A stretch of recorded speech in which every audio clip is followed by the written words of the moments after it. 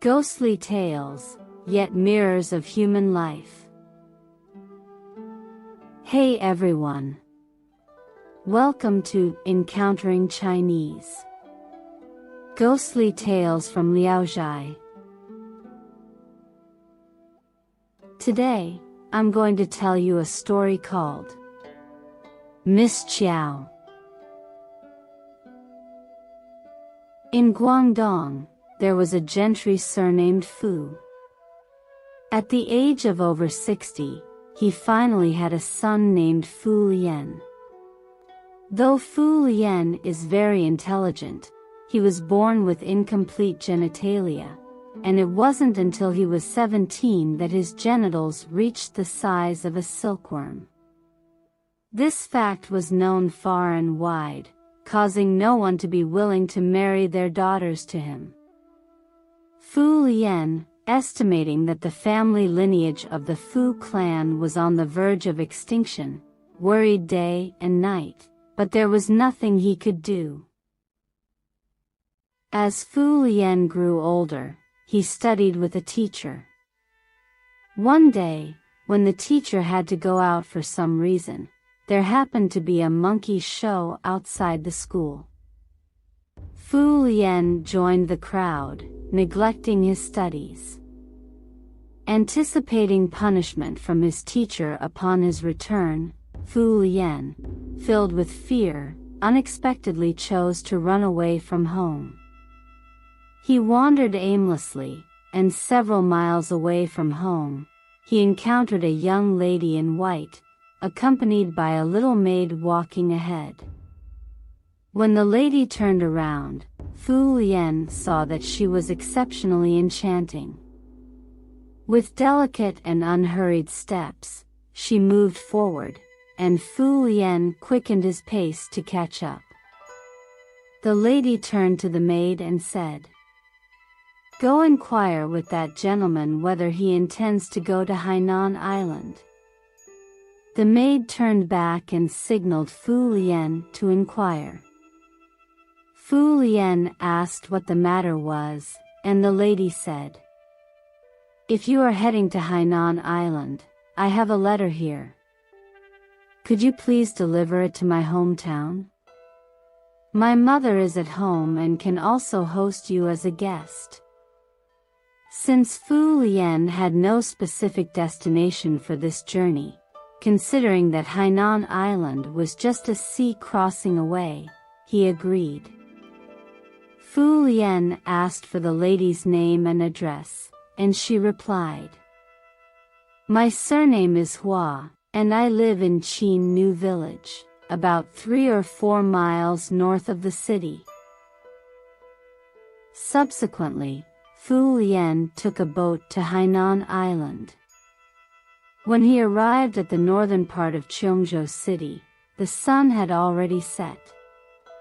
He inquired about the location of Qin Village from the people around, but no one knew. He had no choice but to walk alone for about 4 or 5 miles to the north of the city. By this time, the stars and moon were high in the sky, and the desolate grasslands provided no sight of an inn, making him extremely embarrassed. Fu Lian saw a tomb on the side of the road and planned to rest by it.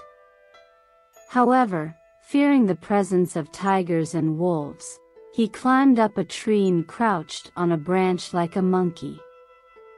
Listening to the rustling of pine trees and the mournful cries of night insects, he felt uneasy and regretful thoughts burned within him. Suddenly, Fu Lian heard people talking beneath him. Peering down, he saw what seemed to be a courtyard below, with a beautiful woman sitting on a stone, accompanied by 2 maids holding lanterns on her left and right.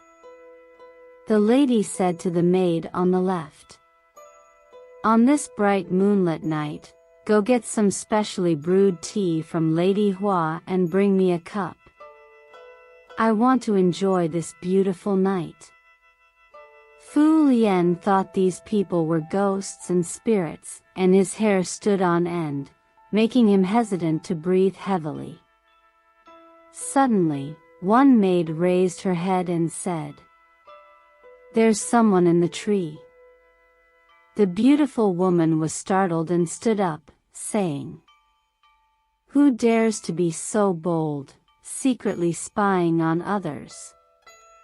Fu Lian was very frightened but couldn't escape. He had no choice but to climb down from the tree and beg the lady for forgiveness. Approaching him, the woman was more pleased than angry. She pulled Fu Lian up and sat him beside her. Fu Lian, squinting, noticed that the woman was about 17 or 18 years old, exceptionally charming in appearance. Listening to her speak, he knew she also had a non-local accent. The beautiful woman asked, "Sir, where are you heading?" Fu Lian replied, "I'm delivering a letter for someone else." The woman said, "The wilderness is full of bandits. It's worrying for someone like you to camp outdoors. If you don't mind the simplicity of my humble grass hut, I hope you can come to my house and rest." She then invited Fu Lian into the house. Inside, they found only one bed, and the beautiful woman ordered the maids to lay out 2 quilts. Feeling ashamed, Fu Lian insisted on sleeping on the floor.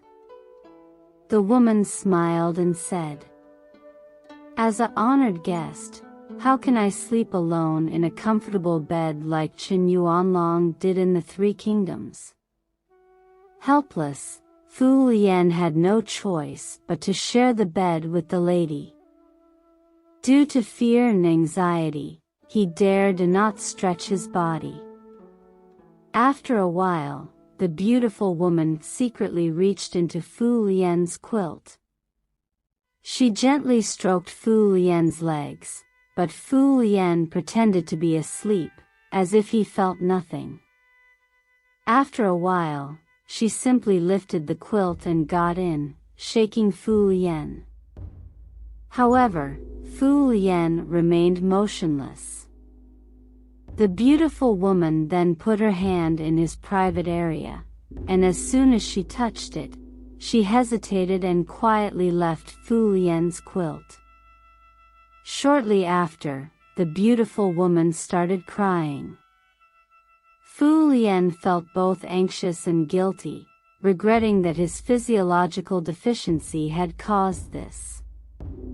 The lady called the maid to light a lamp, and when she saw tears on her face, the maid asked what had happened. The lady shook her head and said, "I'm just lamenting my bad luck." The maid stood by the bed, observing her expression. The beautiful woman pointed at Fu Lian and said, "Wake him up and let him go."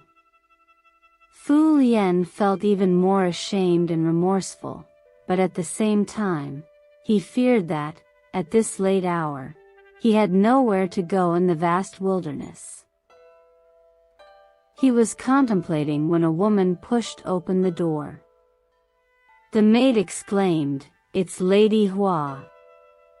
Fu Lian secretly observed and saw a woman in her 50s, still full of charm, entering.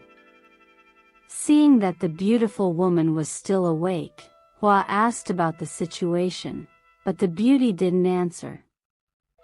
Hua noticed there was another person lying on the bed and asked, "Who is the person sleeping in the same bed with you?"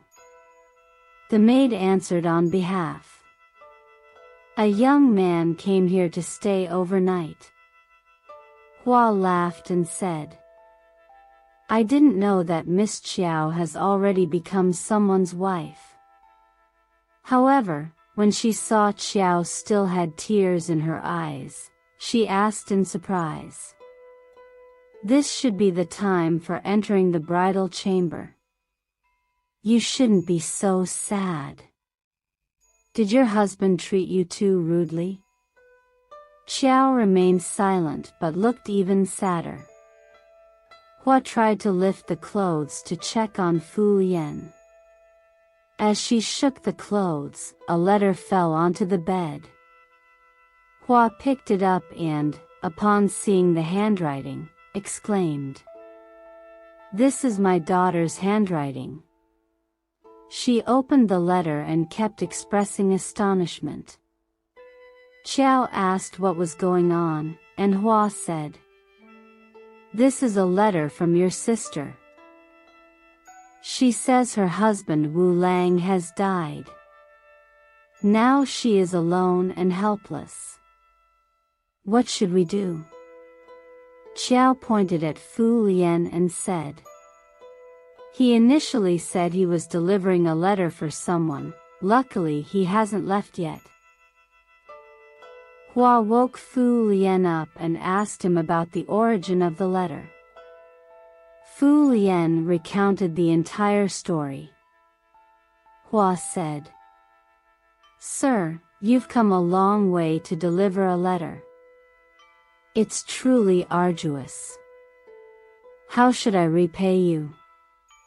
She scrutinized Fu Yan and asked with a smile, "How did you offend Miss Qiao?" Fu Yan said, "I have no idea." Hua then asked Qiao, and she sighed, saying, "I am heartbroken. When I was alive, I married someone like a eunuch. Now that he's dead, I've encountered a similar person, so I feel sad." Hua looked at Fu Yan and said, "You clever fellow, are you really a man in a woman's body? Since you are my guest, you shouldn't disturb others all the time." Then she led Fu Yan to the east wing. Hua reached into Fu Yan's pants, smiled, and said, "You can't blame Qiao for crying. Fortunately, there is still a root, and there can be an attempt at treatment." She lit a lamp, searched through all the boxes, found a black pill, handed it to Fu Yan, asked him to swallow it, and instructed him not to move before leaving. Fu Yan lay alone, pondering what kind of illness this pill could cure. Early next morning, when Fu Yan just woke up, he felt a stream of heat below his navel, rushing straight to his private parts, as if something was hanging between his legs. When he touched it with his hand, he found that he had become a real man. Fu Yan was overjoyed, feeling as ecstatic as if he had just been granted the 9 excellencies. He saw that the window paper was just turning white, and Hua entered.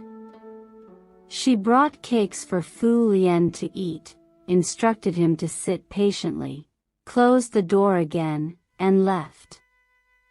After Hua came out, she said to Qiao, "The kid inside has the credit for delivering the letter. I'll keep him here until San Yang comes back, and let him establish a sisterly relationship with San Yang. I'll lock him inside for now to avoid unpleasantness when people see him."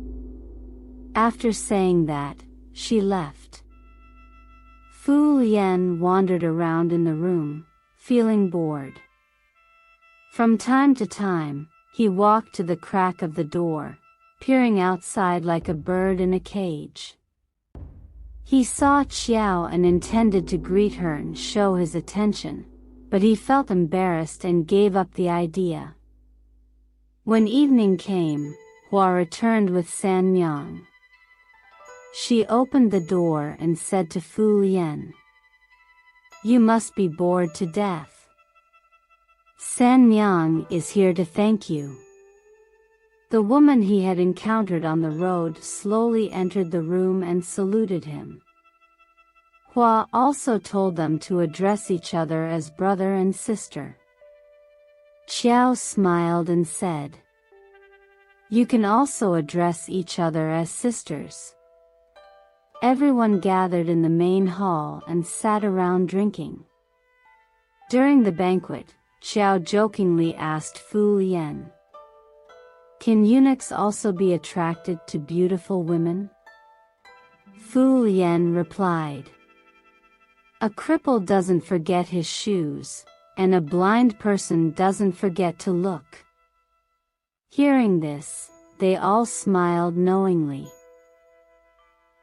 Because San Myang was tired from the journey, Qiao insisted she go rest. Hua glanced at San Myang, signaling her to go with Fu Lian. San Myang blushed and refused to move.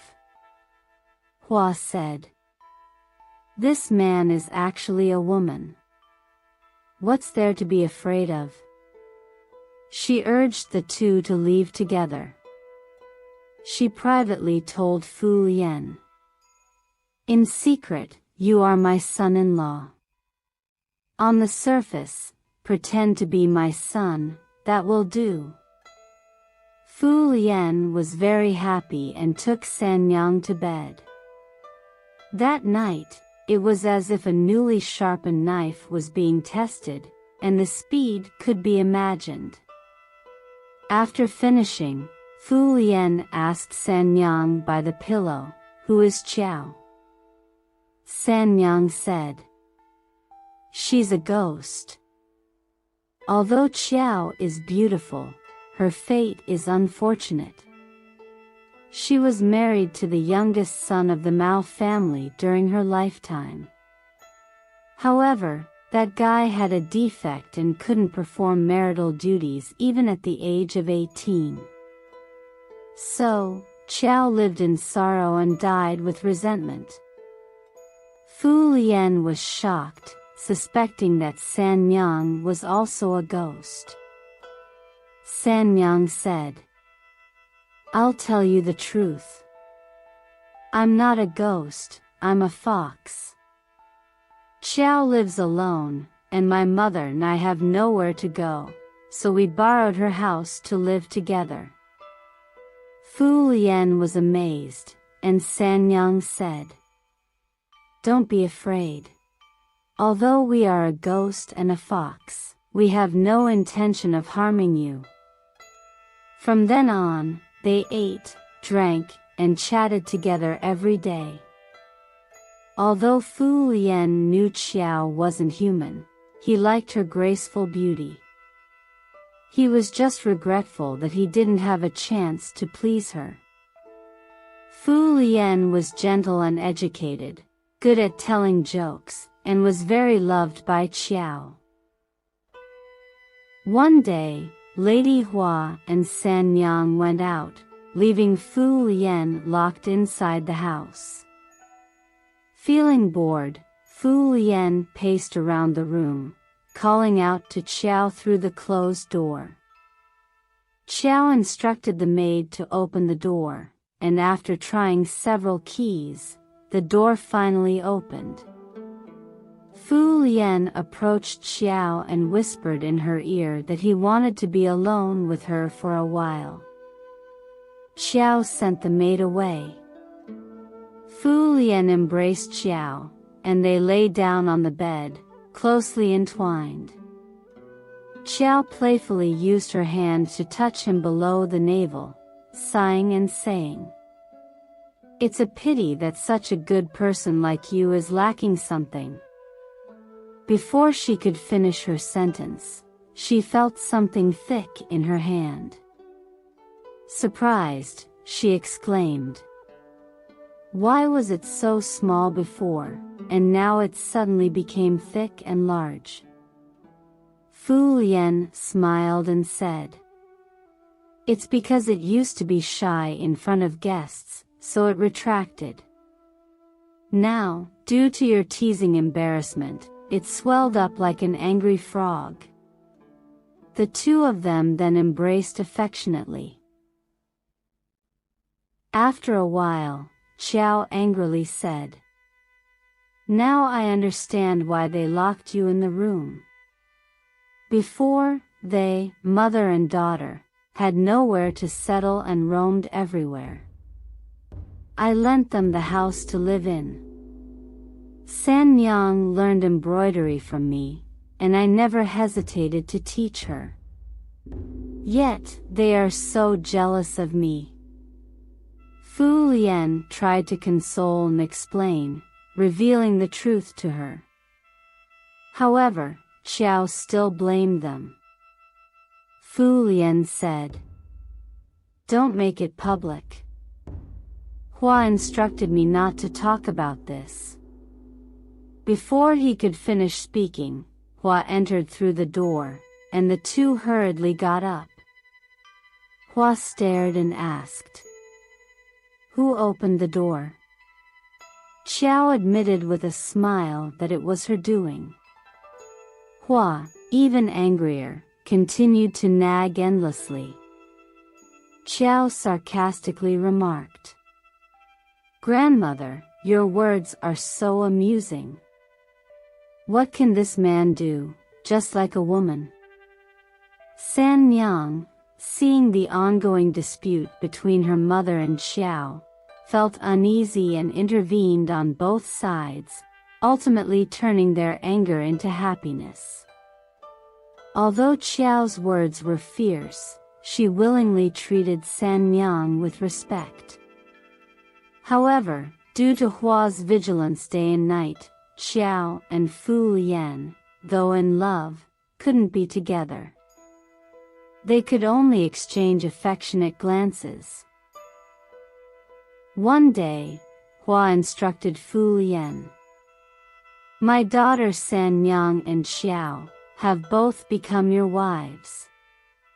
Considering that you can't stay here indefinitely, you should return home and inform your parents, allowing them to confirm the engagement between our two families." She then prepared Fu Lian's belongings and urged him to leave. San Yang and Qiao faced Fu Lian with sorrowful expressions, especially Qiao, who was moved to tears that flowed uncontrollably. Hua advised and restrained them, then pulled Fu Lian away. The two of them reached the door, and suddenly, the courtyard and buildings vanished, returning to the desolate tomb by the roadside. Hua then accompanied Fu Lian onto the boat, saying, "After you leave, I will take the two girls to your hometown and rent a house. If you remember everything that happened here, come to the abandoned garden at the Li family to marry the two girls." Fu Lian then returned home. At that time, Fu Lian's father was anxiously searching for his son. When he saw his son return, he was naturally overjoyed. Fu Lian briefly recounted the events and informed his father about the marriage with the Hua family.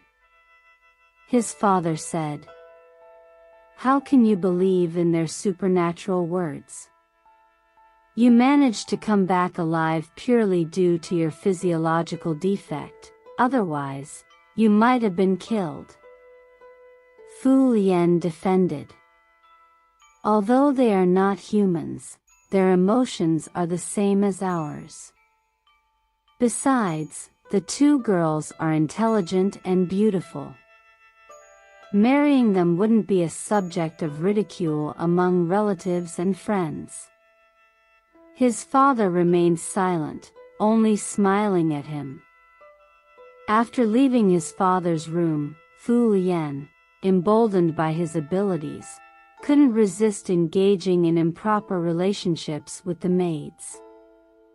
Gradually, it escalated to the point where he openly indulged in promiscuous behavior during broad daylight, intending to shock his parents. One day, Fu Lian was caught engaging in such activities with a maid by another servant girl who hastily reported it to his mother. Initially skeptical, his mother went to check and was genuinely shocked. She questioned the servant girl, learning the entire situation.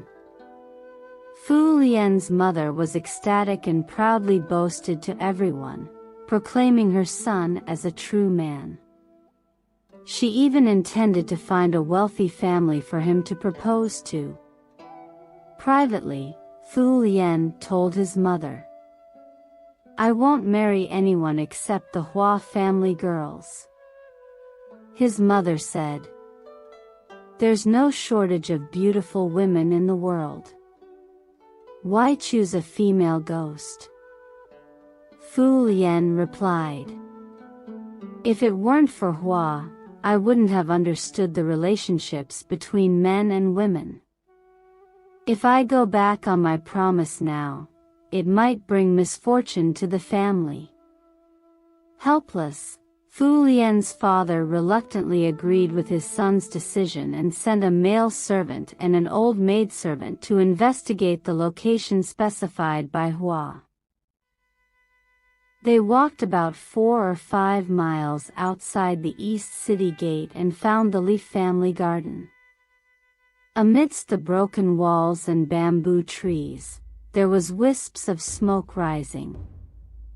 The old maidservant alighted from the carriage and walked straight to the door, where she saw the mother and daughter wiping tables and washing dishes, as if awaiting guests. The old maidservant paid her respects and conveyed the master's intentions. When she saw San Yang, she exclaimed, "Is this the future wife of our young master? I find her endearing, no wonder the young master dreams of you." Then, the old maidservant asked Qiao. Hua sighed. "She is my adopted daughter. She unexpectedly passed away 3 days ago." After that, she entertained the old maidservant and the male servant with food and wine. The old maidservant returned home and praised San Yang's appearance and behavior. Fu Lian's parents were delighted upon hearing this. Later, the old maidservant mentioned Qiao's death, and Fu Lian, feeling sorrowful, shed tears. On the night of the wedding, when Fu Lian saw Hua again, he inquired about Qiao. Hua replied, "She has already reincarnated in the north." Fu Lian, upon hearing this, lamented and felt heartbroken for a long time. Although Fu Lian married San Yang, he never forgot about Qiao. Whenever someone arrived from Cheongzhou, he would summon them to inquire. There were claims of hearing the ghostly cries from the tomb of Qin at night. Fu Lian found this strange and informed San Yang about it. After contemplating for a long time, San Yang, with tears in her eyes, said, "It's my fault for Qiao." Fu Lian pressed on, and San Yang replied, "When my mother and I arrived, we didn't inform Qiao about this. Could it be her resentful cries they hear at night? I planned to tell you earlier, but I was afraid your mother would blame me." Fu Lian, upon learning this, turned sorrow into joy. Immediately, he ordered a carriage, and day and night, they rushed to the Qin's tomb. Knocking on the trees in front of the tomb and calling out loudly, "Qiao, Qiao! I've come, I'm here." Before long, Fu Lian saw a girl holding a child walking out of the tomb. She looked up at Fu Lian with a bitter expression, weeping and gazing at him with resentment. Fu Lian also shed tears. He observed the infant in Qiao's arms and asked whose child it was. Qiao said, This is your illegitimate child. I've given birth to him 3 months ago." Fu Lian sighed. "It's all my fault for mishearing Hua's words, causing distress to you and your child. I can't escape this sin." They then left the grave together, crossed the sea, and returned home. Fu Lian brought his son to see his mother. His mother examined the child, seeing that he was robust and not at all like a ghost. She was overjoyed. Qiao and San Miang got along harmoniously, and they were filial to the elderly. Later, Fu Lian's father fell ill and consulted a doctor. Qiao said, "The old master's illness is incurable. His soul has already left his body." She urged the family to prepare for the funeral. After everything was arranged, Fu Lian's father passed away. When Xiao's son grew up, he resembled his father, was exceptionally intelligent, and passed the provincial exam at the age of 14. Wang Zixia, who was residing in Guangdong at the time, heard this story but didn't remember the place name and was unsure of the ultimate fate of the Fu family. Alright. That's all for today's ghostly tale. Miss Qiao. If you enjoyed it, please give it a thumbs up and subscribe. Please also encourage everyone to comment and share more. We'll see you in the next episode.